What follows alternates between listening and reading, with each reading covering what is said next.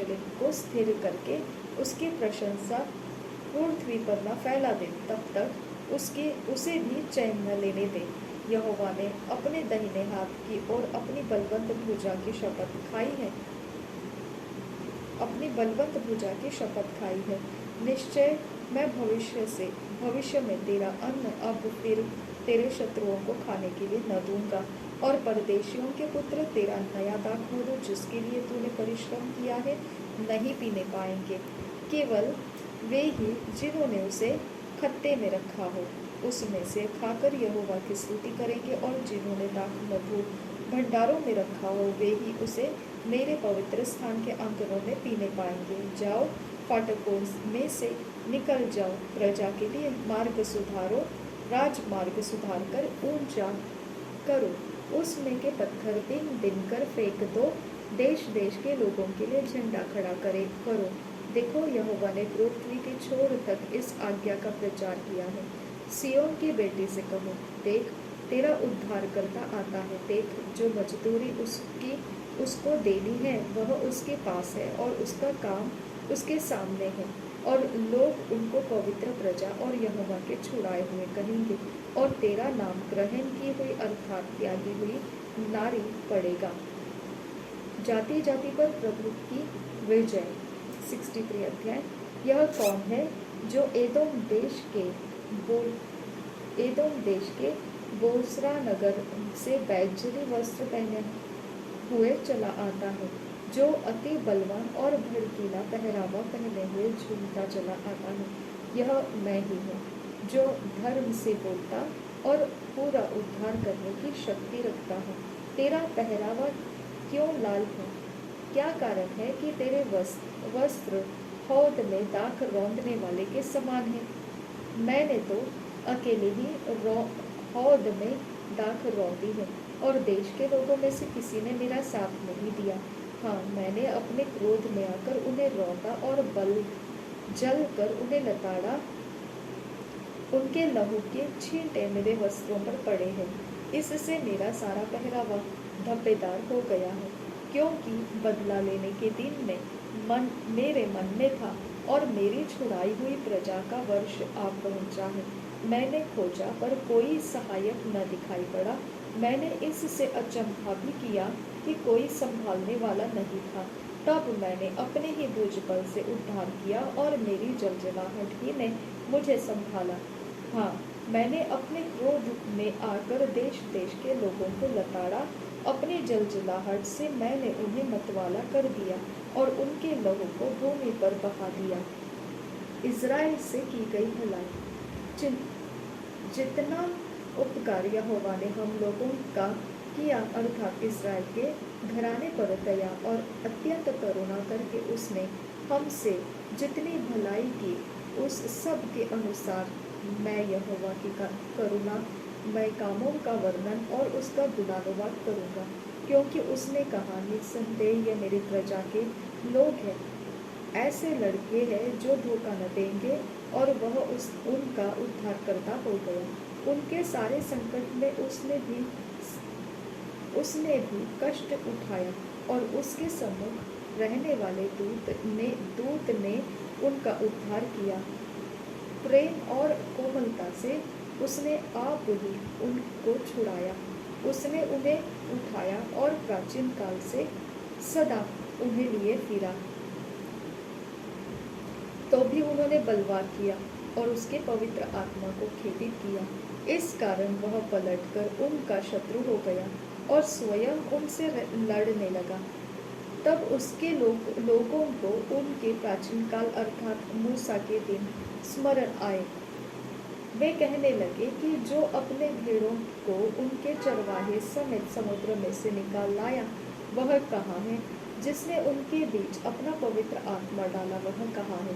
जिसने अपने प्रतापी भुजबल को मूसा के दाहिने हाथ के साथ कर दिया, जिसने उनके सामने जल को दो भाग करके अपना सदा का नाम कर लिया, जो उनको गहरे समुद्र में से ले चला, जैसा घोड़े को जंगल में, वैसे ही उनको भी ठोकर न लगी। वह कहाँ है? जैसे घरेलू पशु तराई में उतर जाता है, वैसे ही यहोवा के आत्मा ने उनको विश्राम दिया। इसी प्रकार से तूने अपनी प्रजा की अगुवाई की, ताकि अपना नाम महिमायुक्त बनाए। दया और सहायता के लिए प्रार्थना। स्वर्ग से जो तेरा पवित्र और महिमापूर्ण वास स्थान है, दृष्टि कर। तेरे जलन और पराक्रम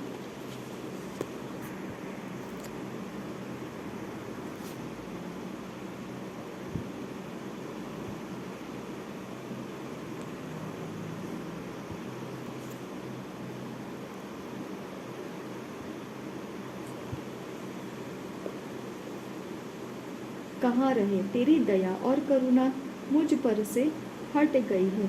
निश्चय तू हमारा पिता है। यद्यपि अब्राहम हमें नहीं पहचानता और इस्राएल हमें ग्रहण नहीं करता, तो भी हे यहोवा, तू हमारा पिता और हमारा छुड़ाने वाला है। प्राचीन काल से यही तेरा नाम है। हे यहोवा, तू क्यों हमको अपने मार्गों से भटका देता और हमारे मन ऐसे कठोर करता है कि हम तेरा भय नहीं मानते। अपने दास अपने निज भाग के गोत्रों के निमित्त लौट आ। तेरे पवित्र प्रजा तो थोड़े ही समय तक तेरे पवित्र स्थान के अधिकारी रही। हमारे द्रोहियों ने उसे लताड़ दिया है। हम लोग तो ऐसे हो गए हैं मानो तूने हम पर कभी प्रभुता नहीं की, और उनके समान जो कभी तेरे न कहलाए। 64 अध्याय। भला हो कि तू आकाश को फाड़कर उतर आए और पहाड़ तेरे सामने कांप उठे। जैसे आग झाड़ झंखाड़ को जला देती या जल को उबालती है, उसी रीति से तू अपने शत्रुओं पर अपना नाम ऐसा प्रकट कर कि जाति जाति के लोग तेरे प्रताप से कांप उठे। जब तूने ऐसे भयानक काम किए जो हमारी आशा से भी बढ़कर थे, तब तू उतर आया, पहाड़ तेरे प्रताप से कांप उठे, क्योंकि प्राचीन काल ही में से तुझे छोड़ कोई और ऐसा परमेश्वर न तो कभी देखा गया और न कान से उसकी चर्चा सुनी गई, जो अपनी बाट चुनने वालों के लिए काम करे। तू तो उन्हीं से मिलता है जो धर्म के काम हर्ष के साथ करते और तेरे मार्गों पर चलते हुए तुझे स्मरण करते हैं। देख, तू क्रोधित हुआ था क्योंकि हमने पाप किया। हमारी यह दशा तो बहुत समय से है। क्या हमारा उद्धार हो सकता है? हम तो सबके सब अशुद्ध मनुष्य के से हैं, और हमारे धर्म के काम सबके सब मैले चिथड़ों के समान हैं। हम सबके सब पत्ते के समान मुरझा जाते हैं, और हमारे अधर्म के कामों ने हमें वायु के समान उड़ा दिया है।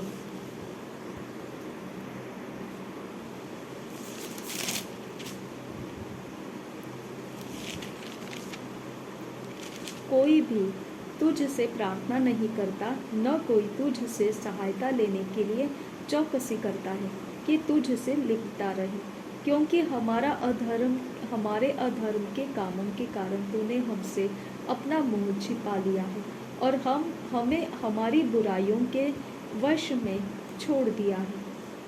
तो भी हे यहोवा, तू हमारा पिता है। देख, हम तो मिट्टी है और तू हमारा कुम्हार है। हम सब के सब तेरे हाथ के काम हैं। इसलिए हे यहोवा, अत्यंत क्रोधित न हो और अनंत काल तक हमारे अधर्म को स्मरण न रख। विचार करके देख, हम तेरी विनती करते हैं। हम सब तेरी प्रजा हैं। देख, तेरे पवित्र नगर जंगल हो गए, सियोन सुनसान हो गया है, यरूशलेम उजाड़ गया है।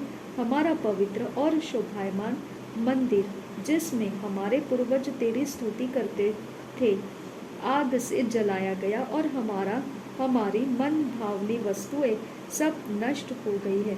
हे यहोवा, क्या इन बातों के होते हुए भी तू अपने को रोके रहेगा? क्या तू हम लोगों को इस घोर दुर्दशा में रहने देगा? विद्रोहियों को दंड। 65 अध्याय। जो मुझको पूछते भी न थे वे मेरे खोजी हैं, जो मुझे ढूंढते भी न थे उन्होंने मुझे पा लिया, और जो जाति मेरी नहीं कहलाई थी उससे भी मैं कहता हूँ, देख, मैं उपस्थित हूँ। मैं एक हठीली जाति के लोगों की ओर दिन भर हाथ फैलाए रहा जो अपनी युक्तियों के अनुसार बुरे मार्गों में चलते हैं। ऐसे लोग जो मेरे सामने ही बारियों में बलि चढ़ा चढ़ाकर और ईंटों पर धूप जला जलाकर मुझे लगातार क्रोध दिलाते हैं, ये कब्र के बीच बैठते और छिपे हुए स्थानों में रात बिताते, जो सुअर का मांस खाते और घृणित वस्तुओं का रस अपने बर्तनों में रखते, जो कहते हैं हट जा, मेरे निकट मत आ, क्योंकि मैं तुझसे पवित्र हूँ।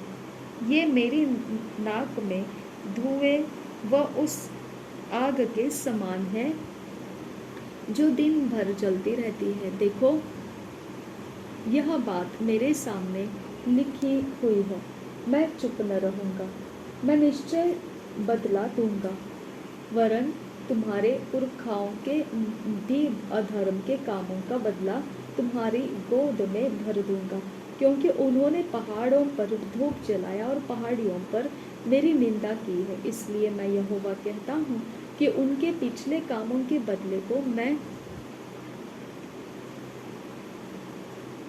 मैं इनको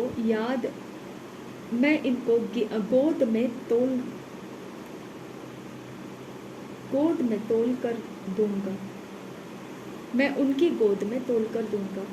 यहोवा यूं कहता है, जिस भांति दाख के किसी गुच्छे में नया दाख मधु भर आता है, तब लोग कहते हैं उसे नष्ट मत कर, क्योंकि उसमें आशीष है। उसी भांति मैं अपने दासों के निमित्त ऐसा करूंगा कि सबों को नष्ट न करूंगा। मैं याकूब में से एक वंश और यहूदा में से अपने पर्वतों का एक वारिस उत्पन्न करूंगा। मेरे चुने हुए उसके वारिस होंगे और मेरे दास वहाँ निवास करेंगे। मेरी प्रजा जो मुझे ढूंढती है, उसकी भेड़ बकरियां तो शारों में चरेगी और उसके गाय बैल अकोर नामक तराई में विश्राम करेंगे। परंतु तुम जो यहोवा को त्याग देते और मेरे पवित्र पर्वत को भूल जाते हो, जो भाग्य देवता के लिए मेज पर भोजन की वस्तुएं सजाते और भावी देवी के लिए मसाला मिला हुआ दाख मधु भर देते हो, मैं तुम्हें गिन गिन कर तलवार का कौर बनाऊंगा और तुम सब घात होने के लिए झुकोगे, क्योंकि जब मैंने तुम्हें बुलाया तुमने उत्तर न दिया, जब मैं बोला तब तुमने मेरी न सुनी, वरन जो मुझे बुरा लगता है वही तुमने नित्य किया, और जिससे मैं अप्रसन्न होता हूँ उसी को तुमने अपनाया। इस कारण प्रभु यहोवा यूं कहता है, देखो, मेरे दास तो खाएंगे पर तुम भूखे रहोगे, मेरे दास पिएंगे पर तुम प्यासे रहोगे, मेरे दास आनंद करेंगे पर तुम लज्जित होगे। देखो, मेरे दास हर्ष के मारे जय जयकार करेंगे, परंतु तुम शोक से चिल्लाओगे और खेद के मारे हाय हाय करोगे। मेरे चुने हुए लोग तुम्हारी उपमा दे देकर शाप देंगे, और प्रभु यहोवा तुझको नष्ट करेगा, परंतु अपने दासों का दूसरा नाम रखेगा।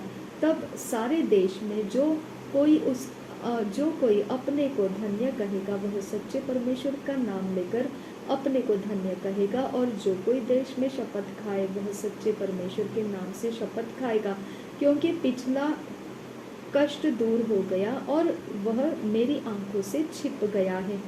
नया आकाश और नई पृथ्वी, क्योंकि देखो, मैं नया आकाश और नई पृथ्वी उत्पन्न करता हूँ, और पहली बातें स्मरण न रहेगी और सोच विचार में भी न आएगी। इसलिए जो मैं उत्पन्न करने पर हूँ उसके कारण तुम हर्षित हो और सदा सर्वदा मगन रहो, क्योंकि देखो, मैं यरूशलेम को मगन और उसकी प्रजा को आनंदित बनाऊंगा।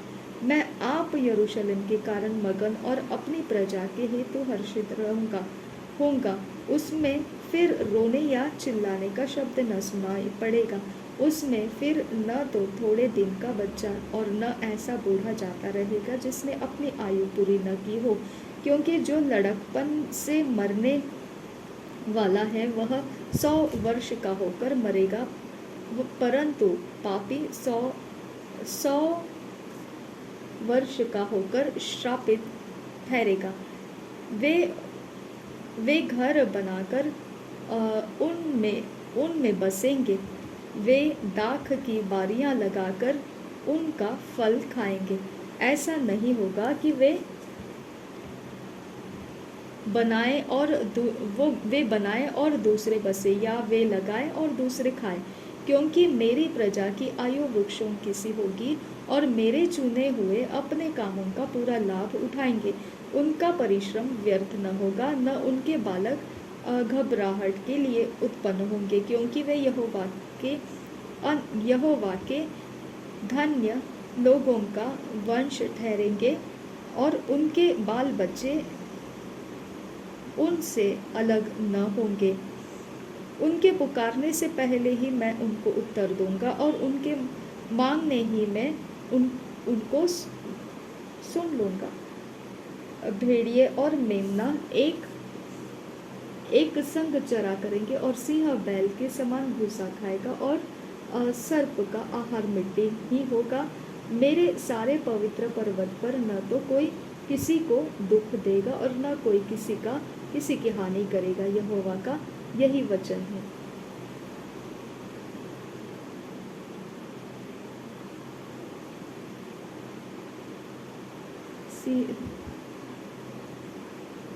सिंह बैल के समान भूसा खाएगा और सर्प का आहार मिट्टी ही रहेगा। मेरे पवित्र पर्वत पर न तो कोई किसी को दुख देगा और न कोई किसी की हानि करेगा। यहोवा का यही वचन है। परमेश्वर जाति जाति का न्याय करेगा। 66 अध्याय। यहोवा यूं कहता है, आकाश मेरा सिंहासन और पृथ्वी मेरे चरणों की चौकी है। तुम मेरे लिए कैसा भवन बनाओगे और मेरे विश्राम का कौन सा स्थान होगा? यहोवा की यह वाणी है, ये सब वस्तुएं मेरे ही हाथ की बनाई हुई हैं, इसलिए ये सब मेरी ही है। परंतु मैं उसी की ओर दृष्टि करूंगा जो दीन और खेदित मन का हो और मेरा वचन सुनकर थरथराता हो। बैल की बलि करने वाला मनुष्य के मार डालने वाले के समान है। बैल का बलि करने वाला मनुष्य के मार डालने वाले के समान है। जो भेड़ का चढ़ाने वाला है वह उसके समान है। जो कुत्ते का गला काटता है, जो अन्न बलि चढ़ाता है, वह मानो सुअर का लहू चढ़ाने वाले के समान है। और जो लोबान जलाता है वह उसके समान है। जो मूरत को धन्य कहता है। उन सबों ने अपना अपना मार्ग चुन लिया है और घिनौने वस्तुओं से उनके मन प्रसन्न होते हैं। इसलिए मैं भी उनके लिए दुख की बातें निकालूंगा और जिन बातों से वे डरते हैं उन्हीं को उन पर लाऊंगा। क्योंकि जब मैंने उन्हें बुलाया तब कोई न बोला और जब मैंने उनसे बातें की तब उन्होंने मेरी न सुनी। परंतु जो मेरी दृष्टि में बुरा था वही वे करते रहे और जिससे मैं अप्रसन्न होता था उसी को उन्होंने अपनाया। तुम जो यहोवा का वचन सुनकर थरथराते हो, यहोवा का वचन सुनो।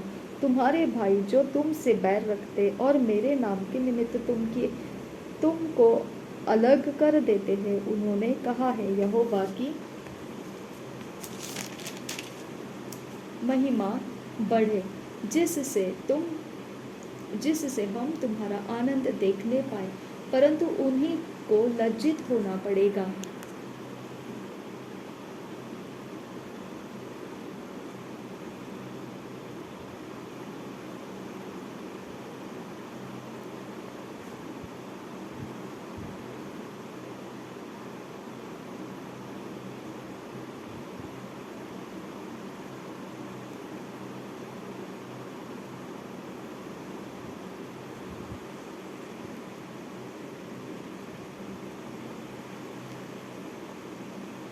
सुनो, नगर से कोलाहल की धूम, मंदिर से एक शब्द सुनाई देता है। वह यहोवा का शब्द है।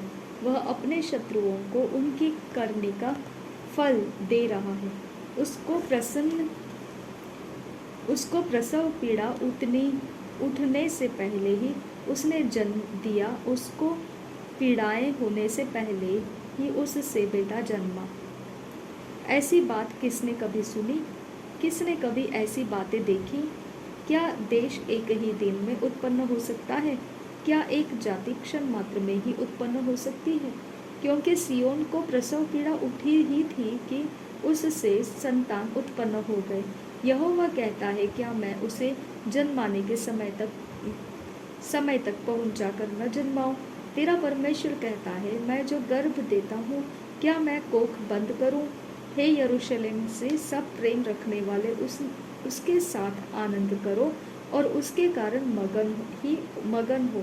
हे उसके विषय सब विलाप करने वालों, उसके साथ हर्षित हो, जिससे तुम उसके शांति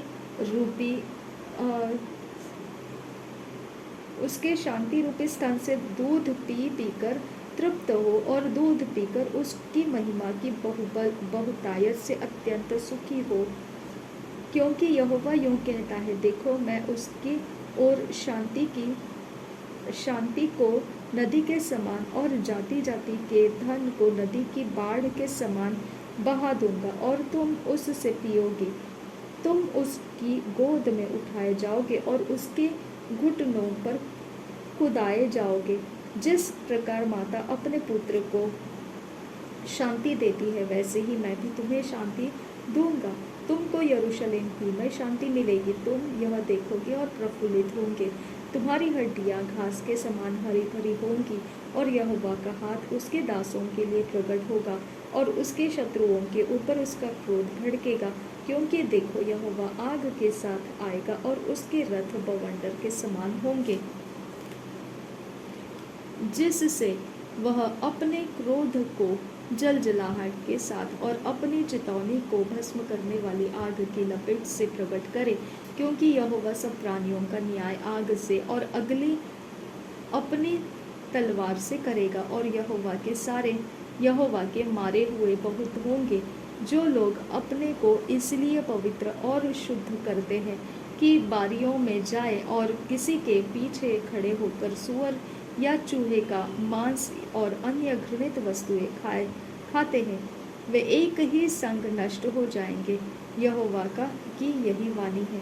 क्योंकि मैं उनके काम और उनकी कल्पनाएं दोनों अच्छी रीति से जानता हूँ, और वह समय आता है जब मैं सारी जातियों और भिन्न भिन्न भाषा बोलने वालों को इकट्ठा करूँगा, और वे आकर मेरी महिमा देखेंगे। मैं उनसे एक चिन्ह प्रकट करूँगा, और उनके बचे हुओं को मैं उन जातियों के पास भेजूँगा जिन्होंने मेरा समाचार सुना है और न मेरी महिमा देखी है, अर्थात तर्शीशियों और धनुर्धारी पुलियों और लूदियों के पास, और तबलियों और यूनानियों और दूर द्वीपवासियों के पास भी भेज दूंगा, और वे जाति जाति में मेरी महिमा का वर्णन करेंगे।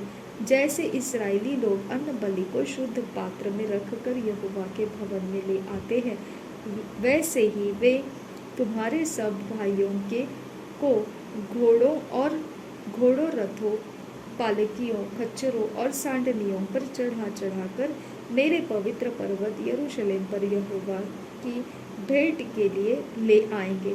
यहोवा का यही वचन है। और उनमें से मैं कुछ लोगों को याजक और लेवीय पद के लिए भी चुन लूँगा, क्योंकि जिस प्रकार नया आकाश, नई पृथ्वी जो मैं बनाने पर हूँ मेरे सम्मुख बनी रहेगी, उसी प्रकार तुम्हारा वंश और तुम्हारा नाम भी बना रहेगा। यहोवा की यही वाणी है। फिर ऐसा होगा कि एक नए चांद से दूसरे नए चांद के दिन तक और एक विश्राम दिन से दूसरे विश्राम दिन तक समस्त प्राणी मेरे सामने दंडवत करने को आया करेंगे। यहोवा का यही वचन है। तब वे निकलकर उन लोगों के शवों पर जिन्होंने मुझसे बलवा किया दृष्टि डालेंगे, क्योंकि उनमें पड़े हुए कीड़े कभी न मरेंगे, उनकी आग कभी न बुझेगी और सारे मनुष्यों को उनसे अत्यंत घृणा होगी। यिर्मयाह पहला अध्याय। यिर्मयाह की भविष्यवाणी पहला अध्याय।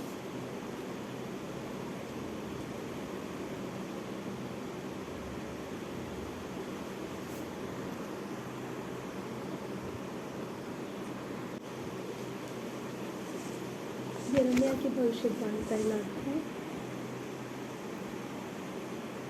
हिल्किय्याह का पुत्र यिर्मयाह, जो बिन्यामीन देश के अनातोत में रहने वाले याजकों में से था, उसी के ये वचन हैं। यहोवा का वचन उसके पास अमोन के पुत्र यहूदा के राजा योशिय्याह के दिनों में उसके राज्य के 13वें वर्ष में पहुंचा।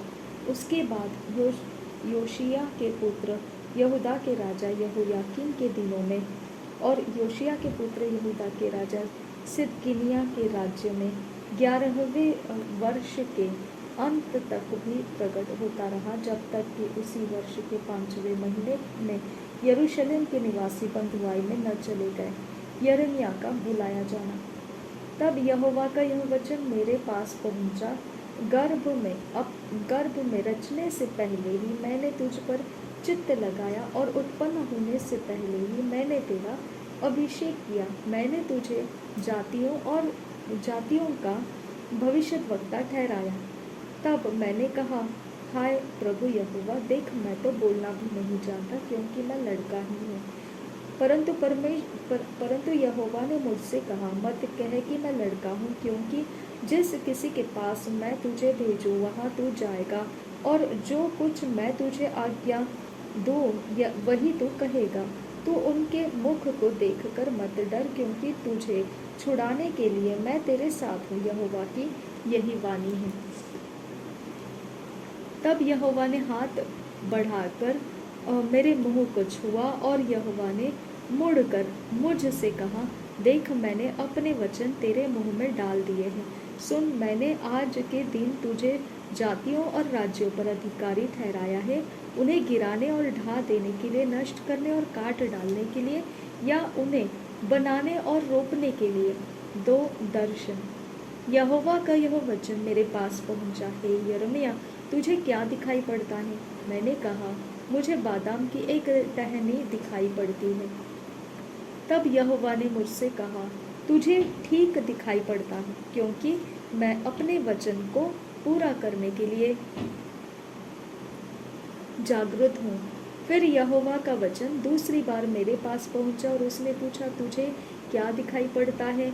मैंने कहा, मुझे उबलता हुआ एक हंडा दिखाई पड़ता है, जिसका मुंह उत्तर दिशा की ओर से है। तब यहोवा ने मुझसे कहा, इस देश के सब रहने वालों पर उत्तर दिशा से विपत्ति आ पड़ेगी। यहोवा की यह वाणी है, मैं उत्तर दिशा के राज्यों और कुलों को बुलाऊंगा, और वे आकर यरूशलेम के फाटकों में और उसके चारों ओर की शहरपनाह और यहूदा के और सब नगरों के सामने अपना अपना सिंहासन लगाएंगे। उनके सारी बुराई के कारण मैं उन पर दंड की आज्ञा दूंगा, क्योंकि उन्होंने मुझे त्याग कर दूसरे देवताओं के लिए धूप जलाया और अपनी बनाई हुई वस्तुओं को दंडवत किया है। इसलिए तू अपनी कमर कसकर उठ, और जो कुछ कहने को मैं तुझे आज्ञा दूं वहाँ उनसे कहे, तो उनके मुख को देखकर न घबराना, ऐसा न हो कि मैं तुझे उनके सामने घबरा दूं। क्योंकि सुन, मैंने आज तुझे इस सारे देश और यहूदा के राजाओं, हकीमों और याजकों और साधारण लोगों के विरुद्ध गढ़ वाला नगर और लोहे का खंभा और पीतल की शहरपनाह बनाया है। वे तुझ से लड़ेंगे तो सही, परंतु तुझ पर प्रबल न होंगे, क्योंकि बचाने के लिए मैं तेरे साथ हूँ। यहोवा की यही वाणी है। परमेश्वर द्वारा इसराइल की देखभाल। 2 अध्याय। यहोवा का यह वचन मेरे पास पहुंचा, जा और यरूशलेम में पुकार कर यह सुना दे, यहोवा यह कहता है, तेरी जवानी का स्नेह और तेरे विवाह के समय का प्रेम मुझे स्मरण आता है कि तू कैसे जंगल में मेरे पीछे पीछे चली, जहाँ भूमि ज्योति बोई न गई थी। इज़राइल यहोवा के लिए पवित्र और उसकी पहली उपज थी। उसे खाने वाले सब दोषी ठहरेंगे और विपत्ति में पड़ेंगे। यहोवा की यही वाणी है। इज़राइल का पाप। हे याकूब के घराने, हे इस्राएल के घराने के कुलों के लोगों, यहोवा का वचन सुनो। यहोवा यूँ कहता है, तुम्हारे पुरखाओं ने मुझ में कौन सी ऐसी कुटिलता पाई कि मुझसे दूर हट गए और निकम्मी वस्तुओं के पीछे होकर स्वयं निकम्मे हो गए। उन्होंने इतना भी न कहा, जो हमें मिस्र देश से निकाल ले आया, जो हमें जंगल में से और रेत और गड्ढों से भरे हुए निर्जल और घोर अंधकार के देश से, जिसमें होकर कोई नहीं चलता और जिसमें कोई मनुष्य नहीं रहता, हमें निकाल ले आया। वह यहोवा कहाँ है? और मैं तुमको इस उपजाऊ देश में ले आया कि उसका फल और उत्तम उपज खाओ, परंतु मेरे इस देश में आकर तुमने इसे अशुद्ध किया और मेरे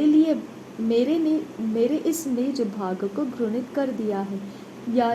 याजकों ने भी नहीं पूछा, यहोवा कहाँ है? जो व्यवस्था सिखाते थे वे भी मुझको न जानते थे। चरवाहों ने भी मुझसे बलवा किया। भविष्यद्वक्ताओं ने बाल देवता के नाम से भविष्यवाणी की और निष्फल बातों के पीछे चले। अपने लोगों के विरुद्ध परमेश्वर का मुकदमा। इस कारण यहोवा यह कहता है, मैं फिर तुमसे विवाद और तुम्हारे बेटे और पोतों से भी प्रश्न करूँगा। कित्तियों के द्वीपों के पार जाकर देखो, या केदार में दूत भिजवाकर भली भांति विचार करो और देखो कि कैसे ऐसा काम कहीं और भी हुआ है। क्या किसी जाति ने अपने देवताओं को बदल दिया, जो परमेश्वर भी नहीं है? परंतु मेरी प्रजा ने अपनी महिमा को निकम्मी वस्तु से बदल दिया है। हे आकाश, चकित हो, बहुत ही थरथरा और सुनसान हो जा। यहोवा की यह वाणी है, क्योंकि मेरी प्रजा ने दो बुराइयां की है। उन्होंने मुझे बहते जल के सोते को त्याग दिया है और उन्होंने हौद बना लिए, वरन ऐसे हौद जो टूट गए हैं और जिनमें जल नहीं रह सकता। इज़राइल के अविश्वास का परिणाम। क्या इज़राइल दास है? क्या वह घर में जन्म हुआ दास है? फिर वह क्यों शिकार बना? जवान सिंहों ने उसके विरुद्ध गरज कर नाद किया। उन्होंने उसके देश को उजाड़ दिया। उन्होंने उसके नगरों को ऐसा उजाड़ दिया कि उनमें कोई बसने वाला ही न रहा। नोप और तहनपहस के निवासी भी तेरे देश की उपज चट कर गए हैं। क्या यह तेरी ही करनी का फल नहीं, जो तूने अपने परमेश्वर यहोवा को छोड़ दिया, जो तुझे मार्ग में लिए चला? अब तुझे मिस्र के नाम से क्या लाभ है कि तू सीहोर का जल पिए, अथवा अश्शूर के मार्ग से भी तुझे क्या लाभ कि तू महानद का जल पिए? तेरी बुराई ही तेरी ताड़ना करेगी और तेरा भटक जाना तुझे उलाहना देगा। जान ले और देख कि अपने परमेश्वर यहोवा को त्यागना यह बुरी और कड़वी बात है। तुझे मेरा भय ही नहीं रहा। प्रभु सेनाओं के यहोवा की यही वाणी है। परमेश्वर की आराधना करने से इस्राएल का इनकार। क्योंकि बहुत समय पहले मैंने तेरा जुआ तोड़ डाला और तेरे बंधन खोल दिए, परंतु तूने कहा, मैं सेवा न करूँगी। और सब ऊंचे ऊंचे टीलों पर और सब हरे पेड़ों के नीचे तू व्यभिचारिणी का सा काम करती रही। मैंने तो तुझे उत्तम जाति की दाखलता और उत्तम बीज करके बनाया था, कि फिर तू क्यों मेरे लिए जंगली दाखलता बन गई? चाहे तू अपने को सज्जे से धोए और बहुत सा साबुन भी प्रयोग करे, तो भी तेरे अधर्म का धब्बा मेरे सामने बना रहेगा। प्रभु यहोवा की यही वाणी है। तू कैसे कह सकती है, मैं अशुद्ध नहीं, मैं बाल देवताओं के पीछे नहीं चली। तराई ने की अपनी चाल देख और जान ले कि तूने क्या किया है। तू वेग से चलने वाली और इधर उधर फिरने वाली सांडनी है, जंगल में पली हुई जंगली गदही जो कामातुर होकर वायु सूंघती फिरती है। तब कौन उसे वश में कर सकता है? जितने उसको ढूंढते हैं वह व्यर्थ परिश्रम न करे, क्योंकि वे उसे उसकी ऋतु में पाएंगे। उसने अपने पाँव नंगे और गला सुखाए न रहे। परंतु तूने कहा, नहीं, ऐसा नहीं हो सकता, क्योंकि मेरा प्रेम दूसरों से हो गया है और मैं उनके पीछे चलती रहूंगी। इज़राइल दंड के योग्य है। जैसे चोर पकड़े जाने पर लज्जित होता है, वैसे ही इज़राइल का घराना राजाओं, हकीमों, याजकों और भविष्यद्वक्ताओं समेत लज्जित होगा। वे काठ से कहते हैं, तू मेरा बाप है, और पत्थर से कहते हैं, तूने मुझे जन्म दिया है।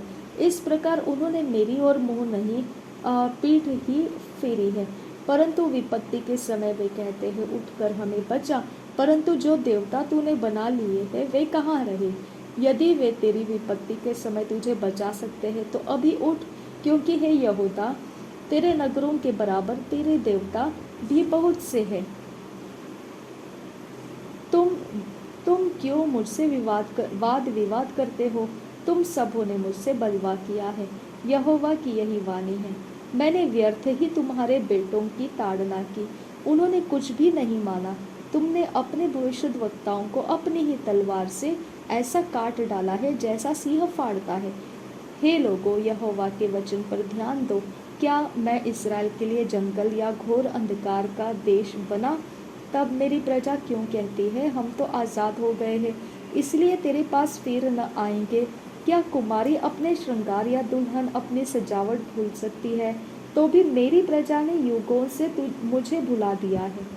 प्रेम लगाने के लिए तू कैसी सुंदर चाल चलती है। बुरी स्त्रियों को भी तूने अपनी सी चाल सिखाई है।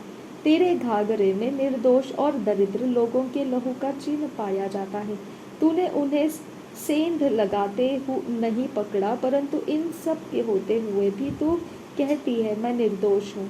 निश्चय उसका क्रोध मुझ पर से हट जाएगा। देख, तू जो कहती है, मैंने पाप नहीं किया, इसलिए मैं तेरा न्याय कराऊंगा। तू क्यों नया मार्ग पकड़ने के लिए इतनी डवाडोल फिरती है? जैसे अशुरियों से तू लज्जित हुई, वैसे ही मिस्रियों से भी होगी। वहां से भी तू सिर पर हाथ रखे हुए यूं ही चली आएगी, क्योंकि जिन पर तूने भरोसा रखा है उनको यहोवा ने निकम्मा ठहराया है, और उनके कारण तू सफल न होगी। इज़राइल एक दुराचरिणी पत्नी। 3 अध्याय। वे कहते हैं, यदि कोई अपनी पत्नी को त्याग दे और वह उसके पास से जाकर दूसरे पुरुष की हो जाए, तो वह पहला क्या उसके पास फिर जाएगा? क्या वह देश अति अशुद्ध न हो जाएगा? यहोवा की यही वाणी है कि तूने बहुत से प्रेमियों के साथ व्यभिचार किया है। क्या तू अब मेरी ओर फिरेगी? मुंडे टीलों के और आंखें उठाकर देख, ऐसा कौन सा स्थान है जहाँ तूने कुकर्म न किया हो? मार्गों में तू ऐसी बैठी जैसे एक अरबी जंगल में तूने देश को अपने व्यभिचार से अशुद्ध कर दिया है। इसी कारण झाड़ियाँ और बरसात की पिछली वर्षा नहीं होती, तो भी तेरा माथा वेश्या का सा है।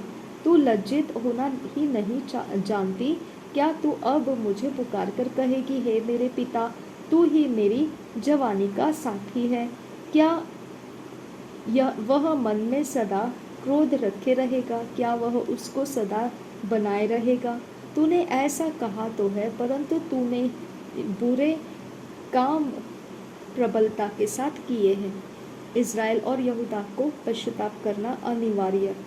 फिर योशिय्याह राजा के दिनों में यहोवा ने मुझसे यह भी कहा, क्या तूने देखा कि भटकाने वाली इज़राइल ने क्या किया है। भटकने वाले इज़राइल ने क्या किया है? उसने सब ऊंचे पहाड़ों पर और सब हरे पेड़ों के नीचे जा जाकर व्यभिचार किया है। तब मैंने सोचा, जब ये सब काम वह कर चुके तब मेरी ओर फिरेगी, परंतु वह न फिरी और उसकी विश्वासघाती बहन यहूदा ने यह देखा। फिर मैंने देखा, क्या मैंने भटकने वाले इज़राइल को उसके व्यभिचार करने के कारण त्याग कर उसे त्यागपत्र दे दिया, तो भी उसकी विश्वासघाती बहन यहूदा न डरी, वरन जाकर वह भी व्यभिचारिणी बन गई। उसके निर्लज्ज व्यभिचारिणी होने के कारण देश भी अशुद्ध हो गया। उसने पत्थर और काठ के साथ भी व्यभिचार किया। इतने पर भी उसकी विश्वासघाती बहन यहूदा पूर्ण मन से मेरी ओर नहीं फिरी, परंतु कपट से यहोवा की यही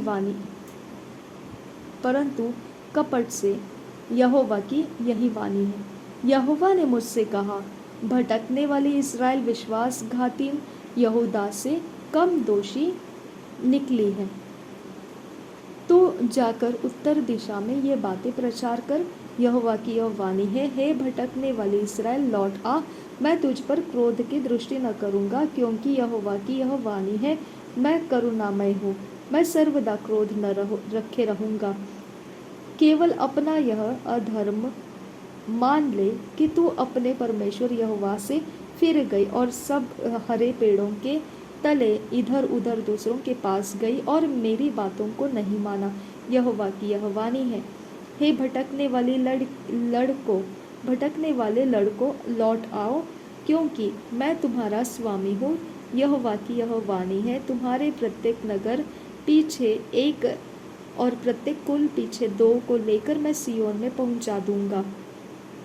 मैं तुम्हें अपने मन के अनुकूल चरवाहे दूंगा, जो ज्ञान और बुद्धि से तुम्हें चराएंगे।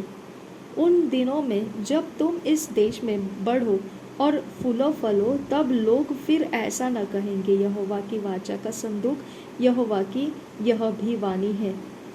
उसका विचार भी उनके मन में न आएगा, न लोग उसके न रहने से चिंता करेंगे और न उसकी मरम्मत होगी। उस समय यरूशलेम यहोवा का सिंहासन कहलाएगा और सब जातियां इसी यरूशलेम में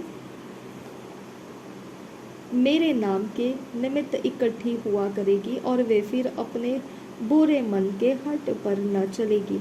उन दिनों में यहूदा का घराना इज़राइल के घराने के साथ चलेगा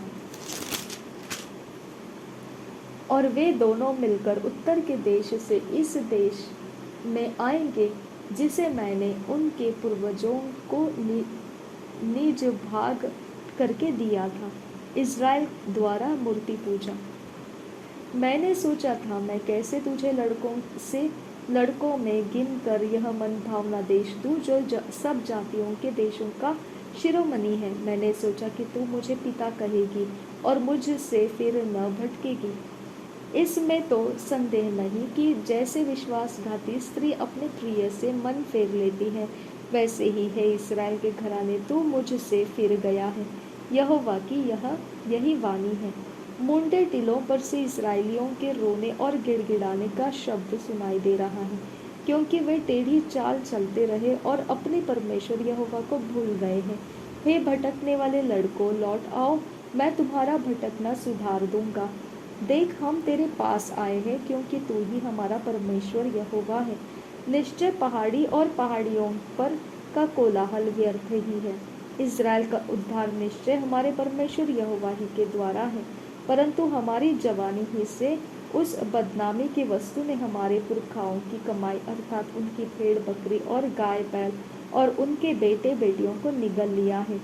हम लज्जित होकर लेट जाए और हमारा संकोच हमारी ओढ़नी बन जाए, क्योंकि हमारे पुरखा और हम भी युवा अवस्था से लेकर आज के दिन तक अपने परमेश्वर यहोवा के विरुद्ध पाप करते आए हैं और हमने अपने परमेश्वर यहोवा की बातों को नहीं माना है। पश्चाताप का आह्वान, 4 अध्याय यहोवा की यह वाणी है, हे इज़राइल, यदि तू लौट आए तो मेरे पास लौट आ। यदि तू घिनौनी वस्तुओं को मेरे सामने से दूर करे तो तुझे आवारा फिरना न पड़ेगा। और यदि तू सच्चाई और न्याय और कर्म धर्म से यहोवा के जीवन की शपथ खाए तो जाति जाति उसके कारण अपने आप को धन्य कहेगी और उस पर घमंड करेगी, क्योंकि यहूदा और यरूशलेम के लोगों से यहोवा ने यूँ कहा है, अपनी पड़ती भूमि को जोतो और कटीले झाड़ों में बीज मत बो। हे यहूदा के लोगों और यरूशलेम के निवासियों, यहोवा के लिए अपना खतना करो। अपने मन का खतना करो, नहीं तो तुम्हारे बुरे कामों के कारण मेरा क्रोध आग के समान भड़केगा और ऐसा होगा कि कोई उसे बुझा न सकेगा। उत्तर दिशा से आक्रमण की सूचना। यहूदा में प्रचार करो और यरूशलेम में यह सुनाओ। पूरे देश में नरसिंगा फूको, गला खोलकर ललकारो और कहो, आओ हम इकट्ठे हो और गढ़ वाले नगरों में जाएं। सियोन के मार्ग में झंडा खड़ा करो, अपना सामान बटोर के भागो, खड़े मत रहो, क्योंकि मैं उत्तर की दिशा से विपत्ति और सत्यानाश ले आया हूँ। एक सिंह अपनी झाड़ी से निकला, जाति जाति का नाश करने वाला चढ़ाई करके आ रहा है। वह कूच करके अपने स्थान से इसलिए निकला है कि तुम्हारे देश को उजाड़ दे और तुम्हारे नगरों को ऐसा सुनसान कर दे कि उनमें कोई बसने वाला न रहने पाए। इसलिए कमर में टाट बांधो, विलाप और हाय हाय करो, क्योंकि यहोवा का भड़का हुआ कोप हम पर से टला नहीं है। उस समय राजा और हकीमों का कलेजा कांप उठेगा, याजक चकित होंगे और नबी अचंभित हो जाएंगे। यहोवा की यह वाणी है। तब मैंने कहा, हाय प्रभु यहोवा, तूने तो यह कहकर कि तुमको शांति मिलेगी, निश्चय अपनी इस प्रजा को और यरूशलेम को भी बड़ा धोखा दिया है, क्योंकि तलवार प्राणों को मिटाने पर है। उस समय तेरी इस प्रजा से और यरूशलेम से भी कहा जाएगा, जंगल के मोंडे टीलों पर से प्रजा के लोगों की ओर लू बह रही है। वह ऐसी वायु नहीं जिससे ओसाना या फरछाना हो, परंतु मेरी ओर से ऐसे कामों के लिए अधिक प्रचंड वायु बहेगी। अब मैं उनको दंड की आज्ञा दूंगा। यहूदा का शत्रुओं से घिर जाना। देखो, वह बादलों के समान चढ़ाई करके आ रहा है, उसके रथ बवंडर के समान और उसके घोड़े उकाबों के से भी अधिक वेग से चलते हैं। हम पर हाय, हम नष्ट हुए। हे यरूशलेम, अपना हृदय बुराई से धो कि तुम्हारा उद्धार हो जाए। तुम कब तक व्यर्थ कल्पनाएं करते रहोगे? क्योंकि दान से शब्द सुनाई पड़ रहा है और अप्रेम के पहाड़ी देश से विपत्ति का समाचार आ रहा है। जाति जाति में सुना दो, यरूशलेम को भी इसका समाचार दो। आक्रमणकारी दूर देश से आकर यहूदा के नगरों के विरुद्ध ललकार रहे हैं। वे खेत के रखवालों के समान उसको चारों ओर से घेर रहे हैं, क्योंकि उसने मुझसे बलवा किया है। यहोवा की यही वाणी है, यह तेरी चाल और तेरे कामों ही का फल है। यह तेरी दुष्टता है और अति दुखदाई है, इससे तेरा हृदय छिद जाता है। यिर्मयाह की पीड़ा और दुख। हाय हाय, मेरा हृदय भीतर ही भीतर तड़पता है और मेरा मन घबराता है। मैं चुप नहीं रह सकता, क्योंकि हे मेरे प्राण, नरसिंगे का शब्द और युद्ध की ललकार तुझ तक पहुंची है। नाश पर नाश का समाचार आ रहा है, सारा देश लूट लिया गया है। मेरे डेरे अचानक और मेरे तंबू एकाएक लूटे गए हैं, और कितने दिन तक मुझे उनका झंडा देखना और नरसिंगे का शब्द सुनना पड़ेगा, क्योंकि मेरी प्रजा मूढ़ है, वे मुझे नहीं जानते। वे ऐसे मूर्ख लड़के हैं जिनमें कुछ भी समझ नहीं। बुराई करने को तो वे बुद्धिमान हैं, परंतु भलाई करना वे नहीं जानते। विनाश का दर्शन मिलना।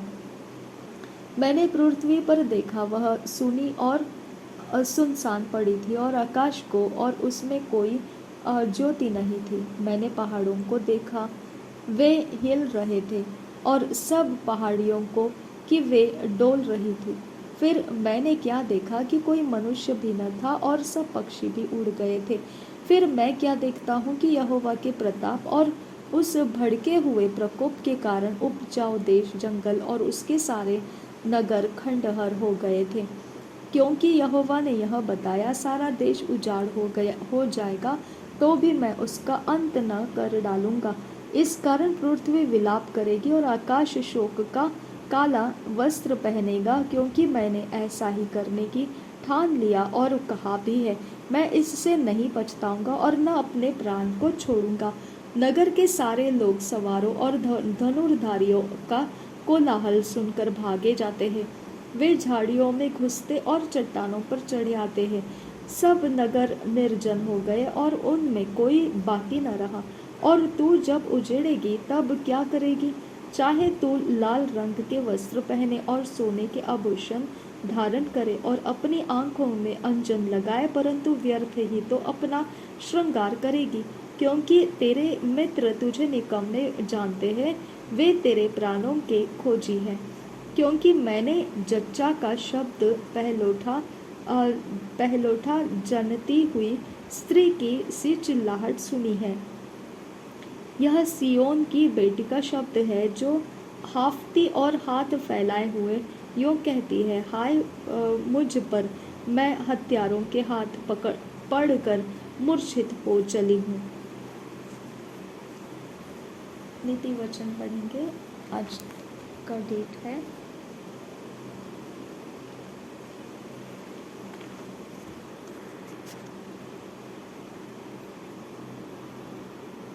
23।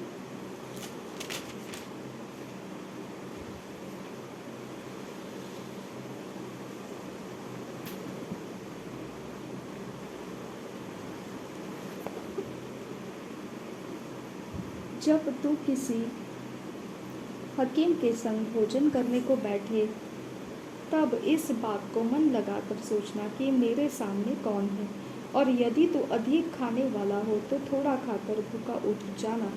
उसकी स्वादिष्ट भोजन वस्तुओं की लालसा न करना, क्योंकि वह धोखे का भोजन है। धनी होने के लिए परिश्रम न करना, अपनी समझ का भरोसा छोड़ना। क्या तू अपनी दृष्टि उस वस्तु पर लगाएगा जो है ही नहीं?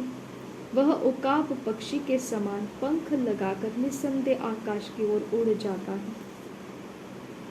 जो डाह से देखता है, उसकी रोटी न खाना और न उसकी स्वादिष्ट भोजन वस्तुओं की लालसा करना, क्योंकि जैसा वह अपने मन में विचार करता है, वैसा वह आप है। वह तुझसे कहता तो है, खा पी, परंतु उसका मन तुझसे लगा नहीं। जो कौर तूने खाया हो, उसे उगलना पड़ेगा और तू अपनी मीठी बातों का फल खोएगा।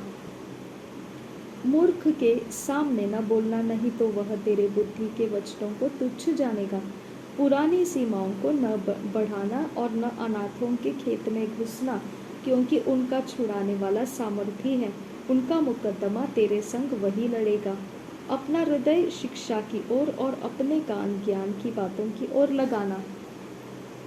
लड़के को की ताड़ना न छोड़ना,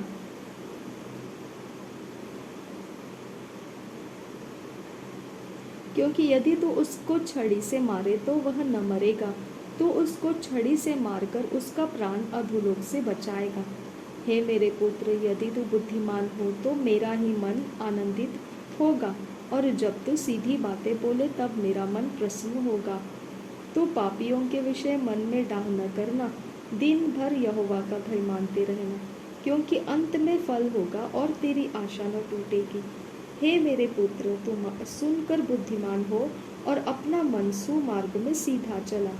दाख मधु के पीने वालों में न होना, न मांस के अधिक खाने वालों की संगति करना, क्योंकि पियक्कड़ और पेटू अपना भाग खाते हैं, खोते हैं,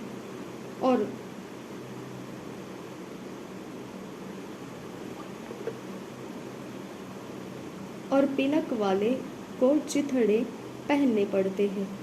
अपने जन्माने वाले पिता की सुनना, और जब तेरी माता बूढ़ी हो जाए तब भी उसे तुच्छ न जानना।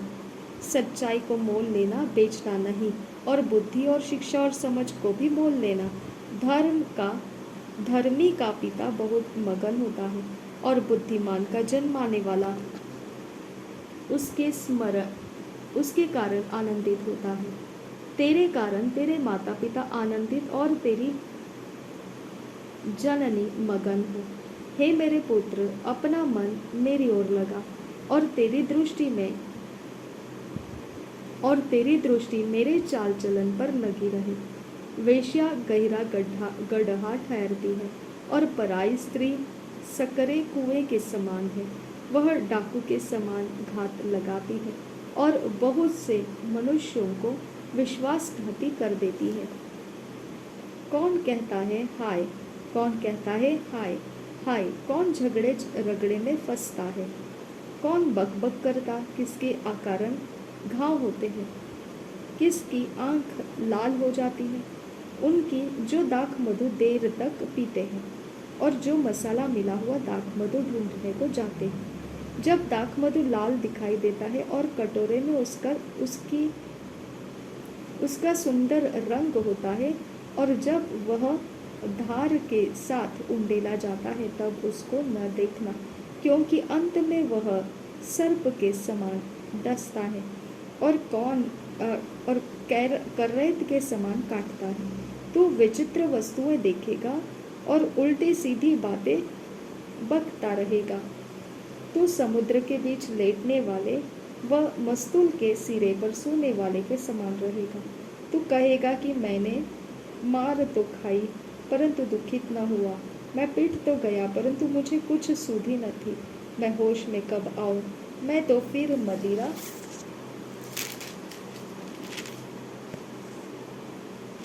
ढूंढूंगा। भक्ति रचित सुसमाचार 23 अध्याय।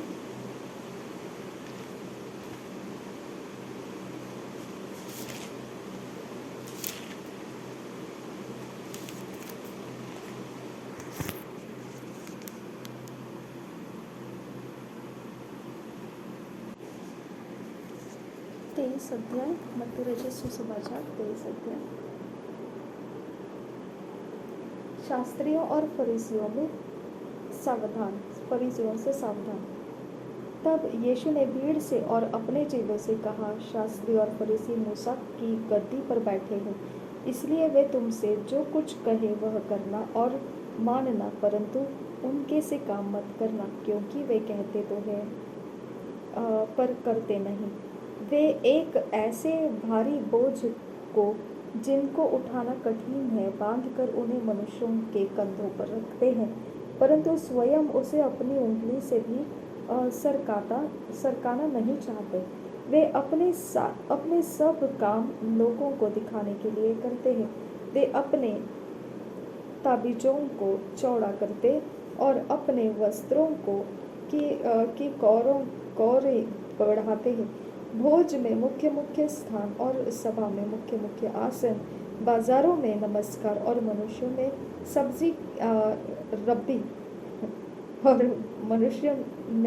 रब्बी कहलाना उन्हें भाता है, परंतु तुम रब्बी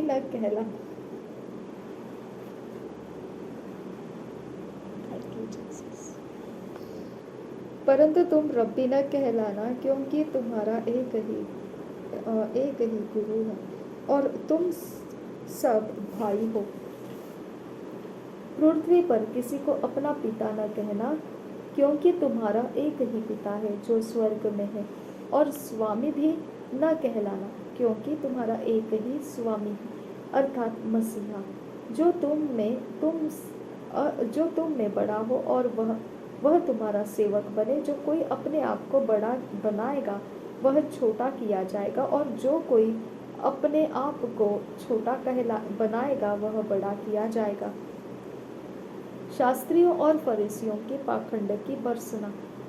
हे कपटी शास्त्रियों और फरीसियों, तुम पर हाय, तुम मनुष्यों के लिए स्वर्ग के राज्य का द्वार बंद करते हो, न तो स्वर्ग ही उसमें प्रवेश करते हो और न उसमें प्रवेश करने वालों को प्रवेश करने देते हो। हे कपटी शास्त्रियों और फरीसियों, तुम पर हाय, तुम विधवाओं के घरों को खा जाते हो और दिखाने के लिए बड़ी देर तक प्रार्थना करते रहते हो, इसलिए तुम्हें अधिक दंड मिलेगा। हे कपटी शास्त्रियों और फरीसियों, तुम पर हाय, तुम एक जन को अपने मन में लाने के लिए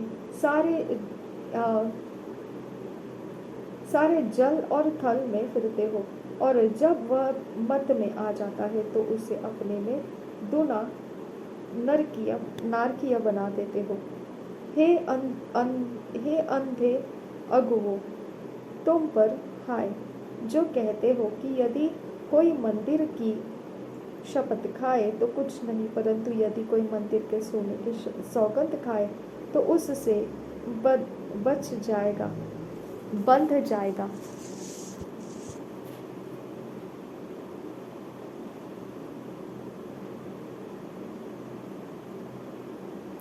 हे मूर्खों और अंधों, कौन बड़ा है, सोना या वह मंदिर जिससे सोना पवित्र होता है?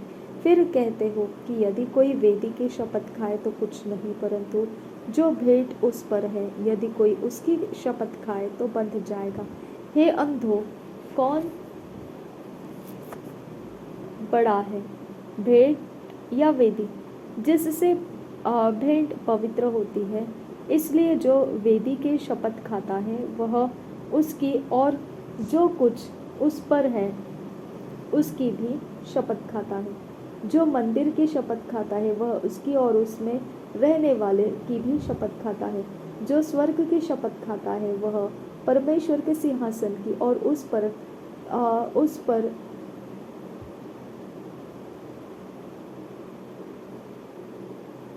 बैठने वाले की भी शपथ खाता है।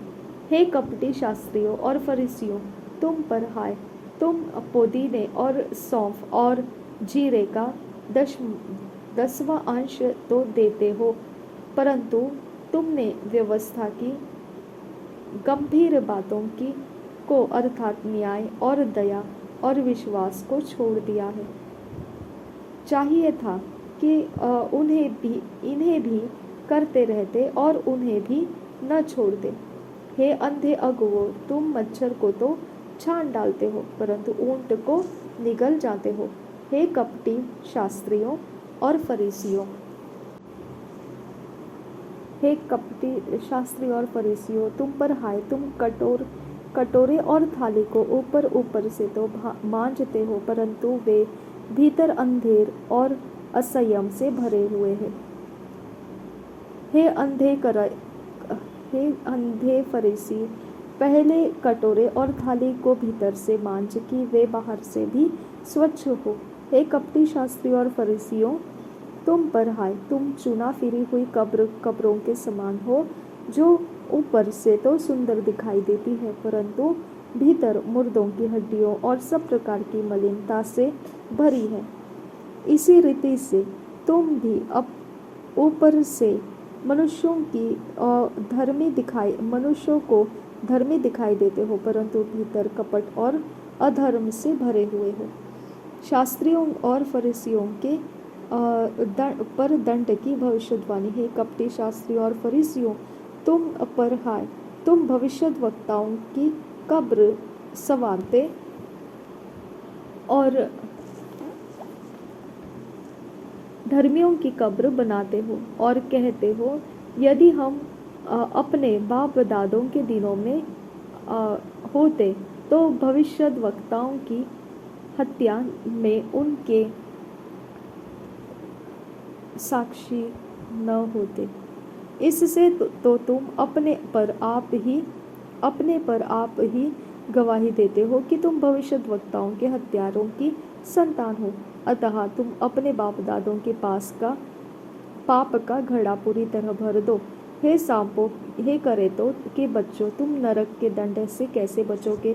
इसलिए देखो, मैं तुम्हारे पास भविष्यद्वक्ताओं और बुद्धिमानों और शास्त्रियों को भेजता हूँ, और तुम उनमें से कुछ को मार डालोगे और क्रूस पर चढ़ाओगे और कुछ को अपने आराधनालयों में कोड़े मारोगे और एक नगर से दूसरे नगर में खदेड़ते फिरोगे, जिससे धर्मी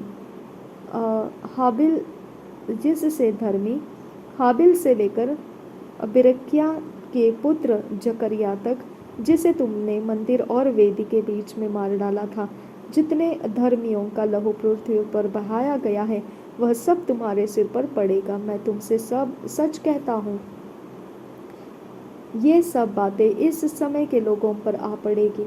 यरूशलेम के लिए विलाप। हे यरूशलेम, हे यरूशलेम, तू भविष्यद्वक्ताओं को मार डालता है और जो तेरे पास भेजे गए उन पर पथराव करता है। कितनी ही बार मैंने चाहा कि जैसे मुर्गी अपने बच्चों को अपने पंखों के नीचे इकट्ठा करती है, वैसे ही मैं भी तेरे बालकों को इकट्ठा कर लूं, परंतु तुमने न चाहा। देखो, तुम्हारा घर तुम्हारे लिए उजाड़ छोड़ा जाता है, क्योंकि मैं तुमसे कहता हूँ कि अब से जब तक तुम न कहोगे धन्य है वह जो प्रभु के नाम से आता है, तब तक तुम मुझे फिर कभी न देखोगे।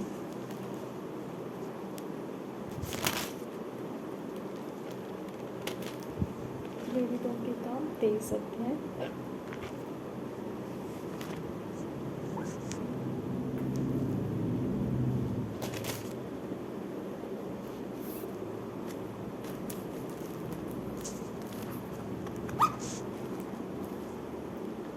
पौलुस ने महासभा की ओर टकटकी लगाकर देखा और कहा, हे भाइयों, मैंने आज तक परमेश्वर के लिए बिल्कुल सच्चे विवेक से जीवन बिताया है। इस पर हनन्याह महायाजक ने उनको जो उसके पास खड़े थे उसके मुंह पर थप्पड़ मारने की आज्ञा दी। तब पौलुस ने उससे कहा, हे चुना फिरी हुई भीत, परमेश्वर तुझे मारेगा। तू व्यवस्था के अनुसार मेरा न्याय करने को बैठा है और फिर क्या व्यवस्था के विरुद्ध मुझे मारने की आज्ञा देता है? जो पास खड़े थे उन्होंने कहा, क्या तू परमेश्वर के महायाजक को बुरा भला कहता है? पौलुस ने कहा, हे भाइयों, मैं नहीं जानता था कि यह महायाजक है, क्योंकि लिखा है, अपने लोगों के प्रधान को बुरा न कहे। तब पौलुस ने यह जानकर कि एक दल सदुकियों और दूसरा फरीसियों का है, सभा में पुकार कर कहा, हे भाइयों, मैं फरीसी और फरीसियों के वंश का हूँ। मरे हुओं की आशा और पुनरुत्थान के विषय में मेरा मुकदमा हो रहा है। जब उसने यह बात कही तो फरीसियों और सदुकियों में झगड़ा होने लगा और सभा में फूट पड़ गई, क्योंकि सदुकी तो यह कहते हैं कि मैं न पुनरुत्थान है, न स्वर्गदूत और न आत्मा है, परंतु फरीसी इन सब को मानते हैं। तब बड़ा हल्ला मचा और कुछ शास्त्री जो फरीसियों के दल के थे उठ खड़े हुए और यह कहकर झगड़ने लगे, हम इस मनुष्य में कोई बुराई नहीं पाते, और यदि कोई आत्मा या स्वर्गदूत उससे बोला है तो फिर क्या? जब बहुत झगड़ा हुआ तो पलटन के सरदार ने इस डर से कि वे पौलुस के टुकड़े टुकड़े न कर डाले, पलटन को आज्ञा दी कि उतर कर उसको उनके बीच में से जबरदस्ती निकाले और गढ़ में ले जाए। उसी रात प्रभु ने उनके पास खड़े होकर कहा, हे पौलुस, ढाढ़स बांध, क्योंकि जैसे तूने यरूशलेम में मेरी गवाही दी, वैसे ही तुझे रोम में भी गवाही देनी होगी। पौलुस की हत्या का षड्यंत्र। जब दिन हुआ तो यहूदियों ने षड्यंत्र रचा और शपथ खाई कि जब तक हम पौलुस को मार न डाले तब तक खाए या पिए तो हम पर धिक्कार। जिन्होंने आपस में यह शपथ खाई थी वे 40 जन से अधिक थे। उन्होंने प्रधान याजकों और पुरनियों के पास जाकर कहा, हमने यह ठान लिया है कि जब तक हम पौलुस को मार न डाले तब तक यदि कुछ चखे भी तो हम पर धिक्कार है। इसलिए अब महासभा समेत पलटन के सरदार को समझाओ कि उसे तुम्हारे पास ले आए, मानो कि तुम उसके विषय में और भी ठीक से जांच करना चाहते हो, और हम उसके पहुंचने से पहले ही उसे मार डालने के लिए तैयार रहेंगे। पौलुस के भांजे ने सुना कि वे उसकी घात में है, तो गढ़ में जाकर पौलुस को संदेश दिया। पौलुस ने सूबेदार में से एक को अपने पास बुलाकर कहा, इस जवान को पलटन के सरदार के पास ले जाओ, यह उससे कुछ कहना चाहता है। इसलिए उसने उसको पलटन के सरदार के पास ले जाकर कहा, बंदी पौलुस ने मुझे बुलाकर विनती की कि यह जवान पलटन के सरदार से कुछ कहना चाहता है, इसे उसके पास ले जा। पलटन के सरदार ने उसका हाथ पकड़कर और अलग ले जाकर पूछा, तू मुझसे क्या कहना चाहता है? उसने कहा, यहूदियों ने षड्यंत्र रचा है कि तुझसे विनती करे कि कल पौलुस को महासभा में लाए, मानो वे और ठीक से उसकी जांच करना चाहते हैं, परंतु उनकी मत मानना, क्योंकि उनमें से 40 के ऊपर मनुष्य उसकी घात में है। जिन्होंने यह ठान लिया है कि जब तक वे पौलुस को मार न डाले तब तक न खाएंगे और न पिएंगे, और अब वे तैयार हैं और तेरे वचन की प्रतीक्षा कर रहे हैं। तब पलटन के सरदार ने जवान को यह आज्ञा देकर विदा किया, किसी से न कहना कि तूने मुझको ये बातें बताई है। पौलुस को फेलिक्स के पास भेजा जाना।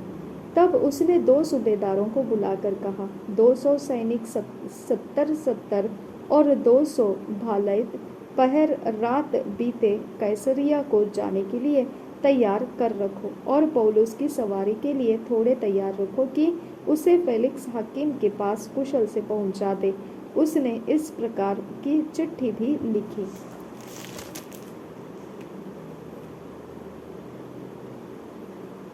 महामहिम फेलिक्स हाकिम की को क्लौदियुस लूसियास का नमस्कार।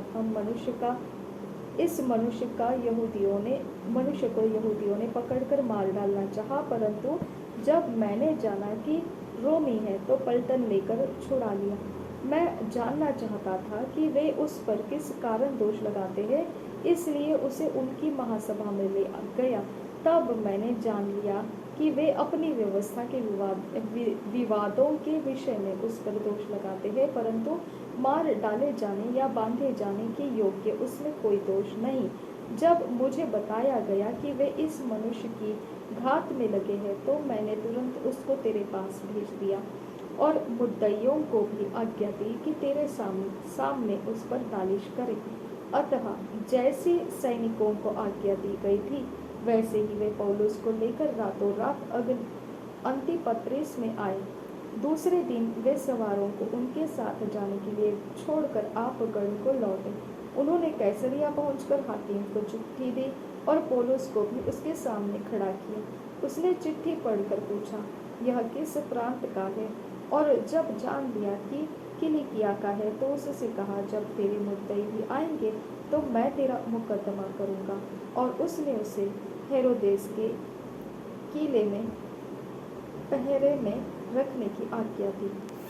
थैंक यू आबा फादर, सच में तुम महान परमेश्वर है खुदा।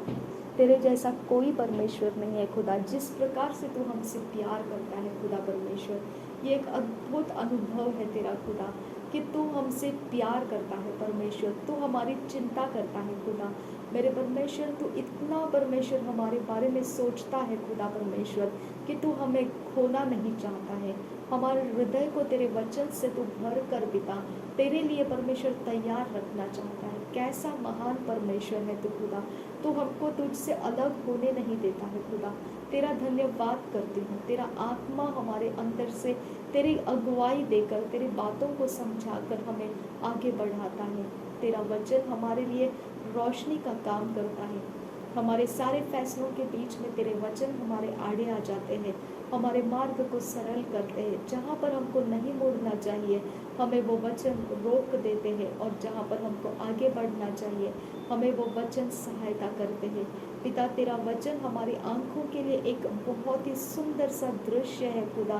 तेरा वचन हमारे आंख के अंदर की परमेश्वर एक दूर तक देखने वाली दृष्टि है खुदा परमेश्वर, जो अनंत काल के जीवन के अंदर हमको बताता है, जो स्वर्गीय स्थानों में परमेश्वर हमारे लिए रखी हुई बातों को हमें बताता है। मेरे खुदा परमेश्वर, तेरा वचन पिता वो एक दिया है खुदा, कि हमें परमेश्वर कभी वो अंधेरे में पिता भटकने नहीं देता है। टटोलते हुए जीने की हमें ज़रूरत नहीं लगती है खुदा, क्योंकि तेरा वचन हमें स्पष्ट रीति से बता देता है कि लेफ्ट क्या है, राइट क्या है, और हमें कैसे क्या करना है पिता। हाँ और ना तो ना पिता परमेश्वर, बीच में कुछ भी नहीं खुदा परमेश्वर। इसके लिए पिता हम पूरी तरह से परमेश्वर तुझ पर निर्भर होकर जी सकते हैं खुदा, क्योंकि तेरा वचन विश्वास करने के लिए योग्य है खुदा। तेरा वचन ताया हुआ है, परखा हुआ है खुदा। तेरे वचन के अनुग्रह से परमेश्वर, तेरे वचन के अंदर से परमेश्वर जो तेरा आत्मा हमारे लिए काम करता है खुदा, वो जीवन देता है खुदा परमेश्वर। जहाँ पर पिता हम कुछ कर नहीं पाते हैं, तेरा वचन आकर हमें एनकरेज करता है खुदा, हमें काउंसिल करता है खुदा, हमें अकेले में बैठने के वक्त में खुदा परमेश्वर हमारे साथ में पिता वो हमसे बातें करता है। आबा फादर गॉड, हमारे मन के सवालों के जवाबों को वो लेकर आता है खुदा। मेरे परमेश्वर, तेरा वचन क्या कुछ नहीं करता है खुदा, तेरा वचन क्या कुछ नहीं करता है। आबा फादर गॉड, मेरे परमेश्वर, ये वचन ही है खुदा कि ये एक हमारा पिता एक फाउंडेशन बन गया है, हमारे जीवन का एक मजबूत मकसद बन गया है। जो वचन कहता है हम वो करते हैं खुदा, जो वचन नहीं कहता है हम उसे नहीं करते हैं खुदा। ये एक बहुत ही परमेश्वर पिता, बहुत ही परमेश्वर बलवान स्ट्रक्चर हमारे लिए पिता, ये वचन हमारे लिए बन गया है। अब फादर गॉड, तेरे वचन से हम प्यार करते हैं खुदा, तेरे वचन को हम गले लगाते हैं खुदा, तेरे वचन के ऊपर पिता हम टेक लेते हैं अब फादर गॉड, और हम अपने आप को तेरे हाथों में देते हैं खुदा। ये वचन ही परमेश्वर हमारा जीवन बने, ये वचन के अनुसार पिता परमेश्वर हमारे जीवन को तू तराशता रहे, बदलता रहे, चलाता रहे, जैसा चाहता है तू वैसा हमें करता रहे। नासरी यीशु मसीह के नाम में ये सारी विनती प्रार्थना करती हूँ, सुन और कबूल कर पिता।